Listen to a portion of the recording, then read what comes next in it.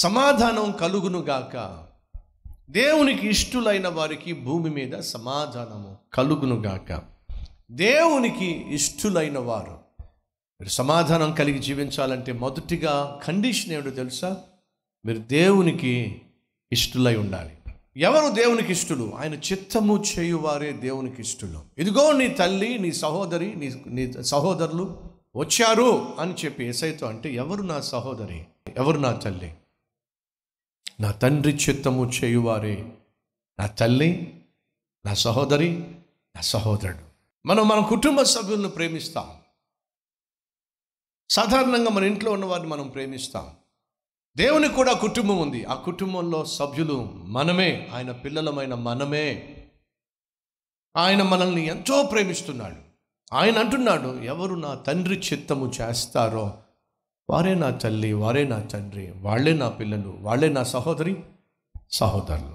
So మొదటిగా మనం సమాధానం కలిగి జీవించాలి అంటే దేవునికి ఇష్టలుగా జీవించాలి. దేవునికి కష్టాన్ని మనసులో, దేవునికి ఆయాసాన్ని పుట్టించి, దేవునికి వేదన పుట్టించేవాళ్ళు ఈ భూమి మీద సమాధానంగా జీవించడం సాధ్యం కాదు. దేవునికి వ్యతిరేకంగా జీవించేవాళ్ళు సమాధానంగా జీవించడం సాధ్యం కాదు. దేవుని వాక్యానికి వ్యతిరేకంగా వ్యవహరించేవాళ్ళు, దేవుని చిత్తానికి వ్యతిరేకంగా జీవించేవాళ్ళు ప్రశాంతంగా జీవించడం సాధ్యం కాదు. ఎందుకంటే బైబిల్ సెలవిస్తుంది, దుష్టులకు నెమ్మది లేదు. దుష్టులకు నెమ్మది లేదు, దుష్టులకు నెమ్మది ఉండదు. అనగా పాపములో జీవించే వారికి, పాపము చేసేవారికి నెమ్మది ఉండదు. సో మనం అర్థం చేసుకోవాల్సింది ఏమిటయ్యా అంటే, మనం సమాధానం కలిగి జీవించాలని ఆశపడుతున్నట్లయితే ఫ్రెండ్స్ వినండి, మనం పాపమును త్యజించాలి, దుష్టత్వాన్ని విడిచిపెట్టాలి. మాట వినే పిల్లలంటే ఏ తల్లికైనా ఇష్టం, ఏ తండ్రికైనా ఇష్టం. మా అబ్బాయి మాట వింటాడండి, మా పిల్లలు ముత్యాలు అంటోళ్ళండి. ఎలా చెప్పగలరు? మా మాట జవదాడరండి వాళ్ళు. మా మాట అంటే వేదవాక్కండి, గీత గీస్తే గీత దాటరండి. సహజంగా ఏ తల్లైనా ఏ తండ్రి అయినా మాట వినే పిల్లలంటే చాలా ఇష్టపడతారు.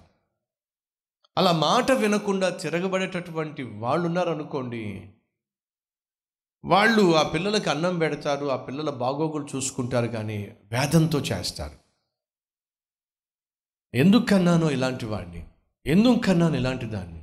అసలు మాట విన్నదు, తన ఇష్టం తాను చేసుకెళ్ళిపోతుంది, విసిగించేస్తుంది, వేధించి వేస్తుంది, కన్నందుకే విరక్తి పుట్టించేస్తున్నాడు.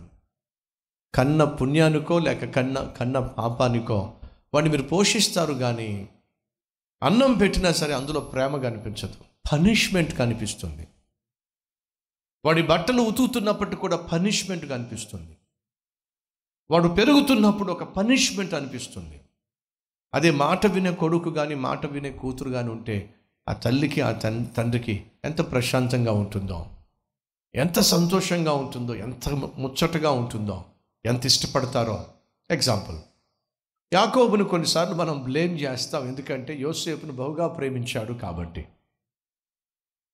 కానీ యాకోబు యోసేపును అంతగా ప్రేమించడానికి కారణం ఏమిటంటే, యోసేపు మంచివాడండి, యోసేపు నీతిమంతుడండి, నీతిగా జీవించాడండి.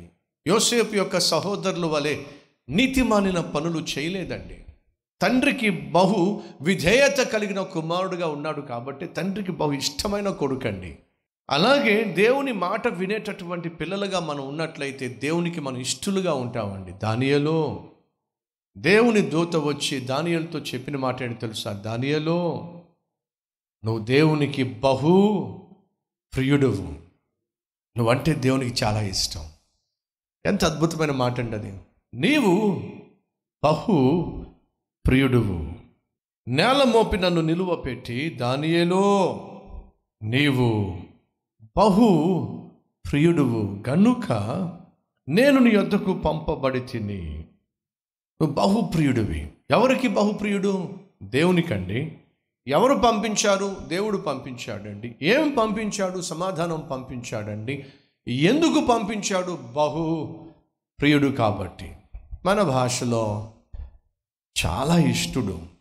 దేవునికి దానియేలు అంటే చాలా ఇష్టడు, చాలా ఇష్టడు. మీకు జ్ఞాపకం ఉందా? యేసుక్రీస్తును గూర్చి కూడా ఇదే ప్రస్తావన వచ్చింది. యేసుక్రీస్తు బాప్తిజం తీసుకొని నీళ్ళల్లోంచి బయటకు వస్తున్నప్పుడు ఆకాశం తెరవబడ్డం, పరిశుద్ధాత్మ పావురము రూపములో దిగి రావటం. అదే సమయంలో ఆకాశంలో నుండి ఒక శబ్దం, ఈయన నా ప్రియ కుమారుడు, ఈయన యందు నేను ఆనందిస్తున్నాను. ఇందాక ఒక మాట చెప్పాను, మన పిల్లలు మన మాట విన్నప్పుడు వారి పట్ల చాలా ప్రేమ పుడుతుంది, ఇష్టం పుడుతుంది. అది మనకు సంతోషాన్ని ఇస్తుంది. మాట వినే పిల్లలను చూసినప్పుడు చాలా సంతోషం అనిపిస్తుంది. మాట వినకుండా తిరగబడే పిల్లలు ఉన్నప్పుడు చాలా వేదన కలుగుతుంది. కొన్నిసార్లు విరక్తి కూడా వచ్చేస్తుంది. చిన్న బిడ్డలు వింటున్నారా? ఈరోజు ఒకవేళ మీరు లైవ్లో ఈ వర్తమానం వింటున్నట్లయితే, అలా ఈ వర్తమానం వినేటటువంటి వారిలో పిల్లలు ఉన్నట్లయితే, తల్లి మాట తండ్రి మాట వినడము అనేది ఆశీర్వాదం. అంతేకాకుండా ఆ తల్లిదండ్రుల యొక్క మాట వినడం, లోబడ్డం, వారికి ఇష్టలుగా జీవించటం, అది ఎంతో సంతోషాన్ని ఇస్తుంది. ఆయా సందర్భాల్లో నేను నా పిల్లలతో మాట్లాడుతున్నప్పుడు ఒక మాట అంటూ ఉంటాను. నేను రక్షించబడిన తర్వాత, నాకు ఊహ తెలిసిన తర్వాత మా అమ్మని కానీ మా నాన్నని కానీ బాధ పెట్టిన సందర్భాలు నాకు ఎప్పుడూ జ్ఞాపకం లేదురా అని చెప్తూ ఉంటాను. నాకు ఊహ తెలిసిన తర్వాత, అంటే ప్రాముఖ్యంగా రక్షించబడిన తర్వాత, నా స్టడీస్ విషయంలో కావచ్చు, నా చదువు విషయంలో కావచ్చు, నేను తీసుకునే నిర్ణయాల విషయంలో కావచ్చు, నా యవ్వనాన్ని బట్టి కావచ్చు, నేను చేసే సేవను బట్టి కావచ్చు, ఏ రోజు కూడా నా తల్లిని కానీ నా తండ్రిని కానీ దుఃఖపరిచే ప్రయత్నం నేను చేయలేను.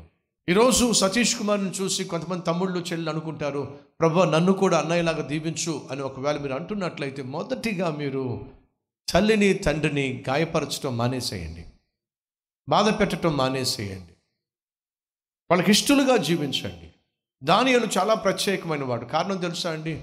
దేవునికి చాలా ఇష్టం. ఎందుకయ్యా అంటే నీతిగా జీవించాడు. ఎప్పటి నుంచి?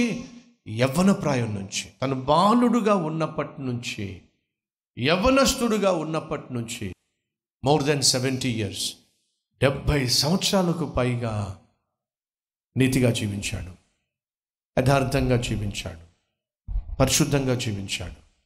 కాబట్టి దేవుడు, కాబట్టి నీవు బహుప్రియుడువు కాబట్టి యెహోవా దేవుడు నన్ను పంపించాడు నీకు సమాధానం చెప్పమని. ఎస్, మనం దేవునికి ఇష్టలుగా ఉన్నట్లయితే దేవుడు మనకు సమాధానం ఇస్తాడు. ఆయన ఆపద్బాంధవుడు. నమ్మిన వాళ్ళు మీ హస్తాన్ని ప్రభువు చూపిస్తారా?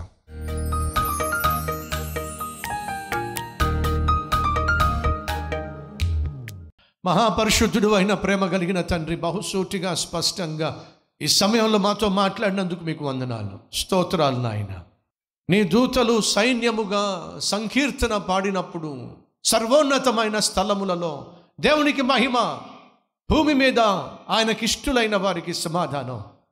మేము సమాధానం కలిగి జీవించాలంటే నీకు ఇష్టలుగా జీవించాలి. నీకు ఇష్టలుగా మేము జీవించాలంటే నీకు ఇష్టమైన రీతిగా బ్రతకాలి.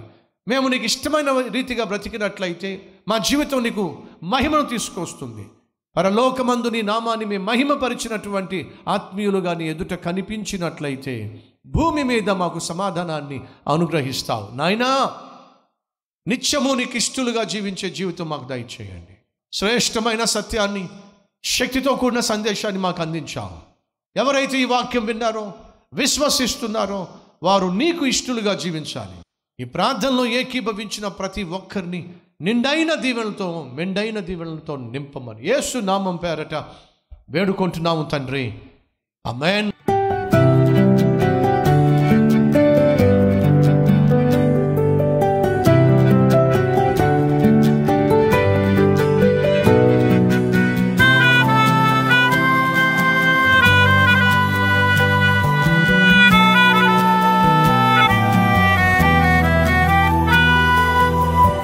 ఫ్రెండ్స్, ఈరోజు అందించిన ఈ క్లుప్త సందేశం మీకు నిజంగా ఆశీర్వాదకరంగా ఉంటే లైక్ చేయండి, 10 మందికి షేర్ చేయండి.